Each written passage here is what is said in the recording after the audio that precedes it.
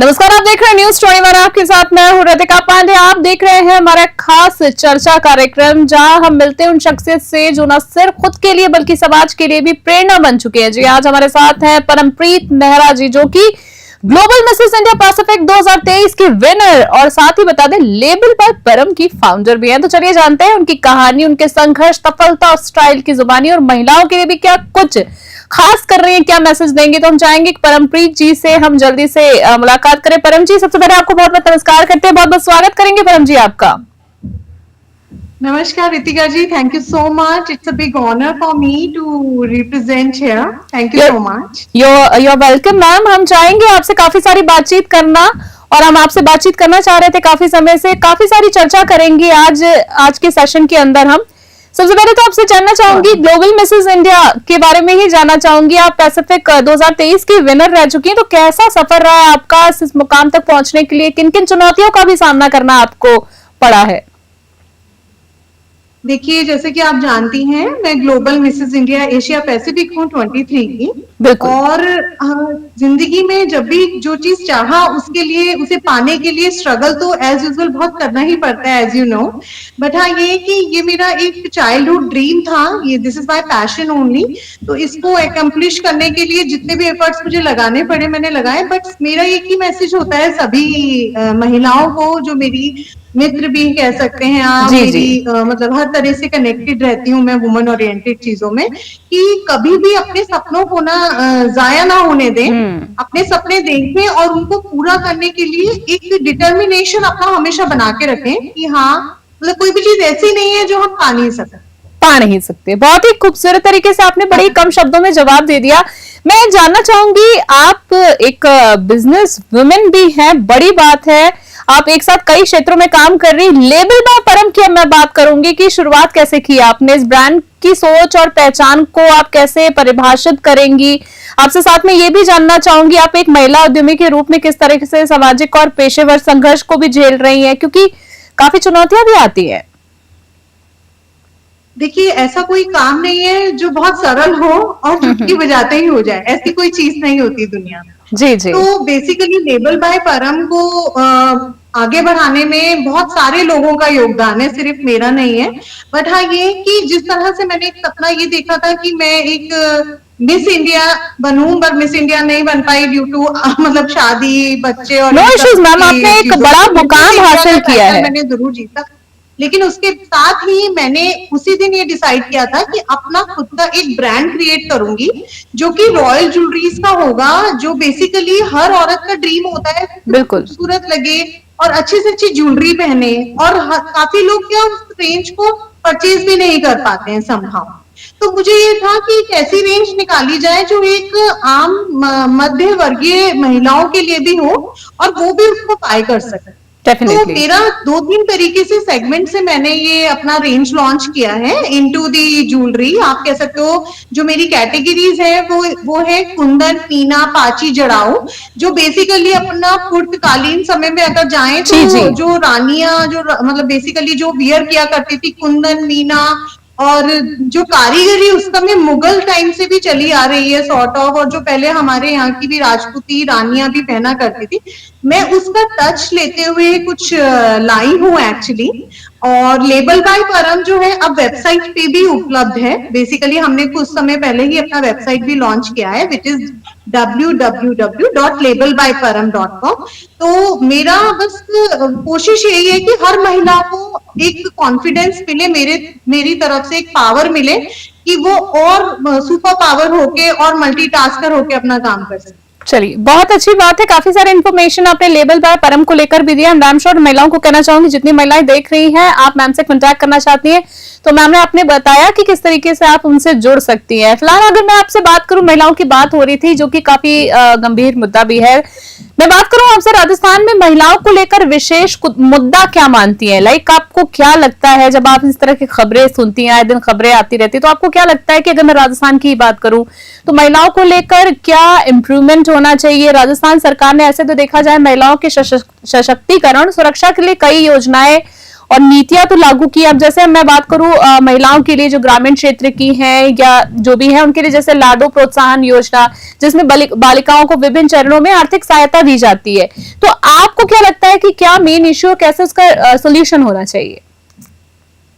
देखिए, सबसे पहले तो हर महिला को ये खुद ही एक डिसीजन लेना पड़ेगा लाइफ में, या एक निश्चय करना पड़ेगा कि मैं कुछ कर सकती हूँ।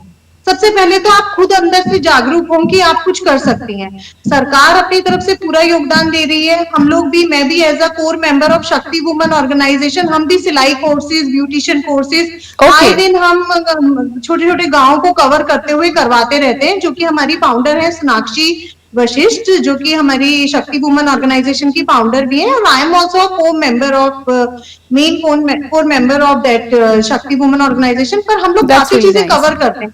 पर हम कहीं ना कहीं मैं बस ये कहना चाहूंगी, कहीं ना कहीं महिला ही थोड़ी सी हर चीज को लेके डिसीजन मेकिंग नहीं हो पा रही है। तो मेरा तो माय ओनली क्वेश्चन इज कि अगर आप जिंदगी में कुछ आगे बढ़ना चाहती हैं, दो पैसे कमाना चाहती हैं, इंडिपेंडेंट बनना चाहती हैं, तो सबसे पहले तो आप खुद ही स्ट्रांग होके आगे बढ़ें। क्योंकि अगर आप खुद आगे से दिल से और आगे से मन से अपने साथ अपनी डिटर्मिनेशन से आगे बढ़ेंगी, तो ऐसी कोई ताकत नहीं है कि जो आपको रोक लेगी। तो माय ओनली क्वेश्चन इज कि हम भी बहुत कोर्सेज कराते हैं, जैसे सरकार इतना योगदान देती है महिलाओं के लिए, तो हर एक छोटी छोटी ऑर्गेनाइजेशन जो हमारी तरह बनी हुई है, हम लोग भी बहुत काम करते हैं। It's kind of wing. मुझे ये लगता है कि महिलाओं को ना और से जिसे कहते हैं थोड़ा सा और क्लासेस दें हम लोग, या को जागरूकता दें, ताकि वो हिम्मत कर पाए और आगे बढ़ के कुछ कर दिखाने की और क्षमता पा पाए। खास तौर पे मैं गांव की महिलाओं की करूंगी। बिल्कुल, क्योंकि मैं आपसे ये भी जानना चाहूंगी आखिरी 2 सवालों में कि आपके अनुसार अगर मैं बात करूं तो महिलाओं को, आपने बात की कि आत्मनिर्भर होना चाहिए, तो इसी से रिलेटेड मैं आपसे सवाल जानना चाहूंगी कि आपके हिसाब से आत्मनिर्भर बनने के लिए सबसे जरूरी पहल कौन सी है? मैं शिक्षा की बात करूं, आर्थिक स्वतंत्रता की बात करूं, या सामाजिक बदलाव की बात करूं? क्योंकि बात करें तो आज की महिलाएं अपने हक के लिए खुलकर आवाज उठा पा रही है, कहीं कहीं उठा पा रही है, नहीं उठा पा रही है, तो कौन से ऐसे दबाव है जिसके कारण वो पीछे हट जाती है? देखिए, सबसे पहले तो आवाज है। अगर आप आवाज अपने अंदर से एक आवाज निकालेंगी कि मेरे साथ ये समस्या है या नहीं है, वो तो सेकेंडरी है। पहले तो आप खुद इस चीज को सोचिए और समझिए कि आप कहाँ स्टैंड कर रही हैं। सबसे पहली चीज, अगर कोई भी महिला इस मतलब, वैसे तो इंडिया एक डेमोक्रेसी कंट्री है, बट फिर भी मुझे लगता है कहीं ना कहीं सम प्लेसेस में महिलाएं बहुत पिछड़ी हुई हैं अभी। तो मुझे लगता है सबसे पहले तो हमें ये शिक्षा देनी है कि हम महिलाओं पे इतनी हिम्मत, इतनी ताकत और इतना साहस कहाँ से लाएं कि वो अपनी जो दुख है या जो भी वो कहना चाहती है, वो अपने दिल की बात कह सकें।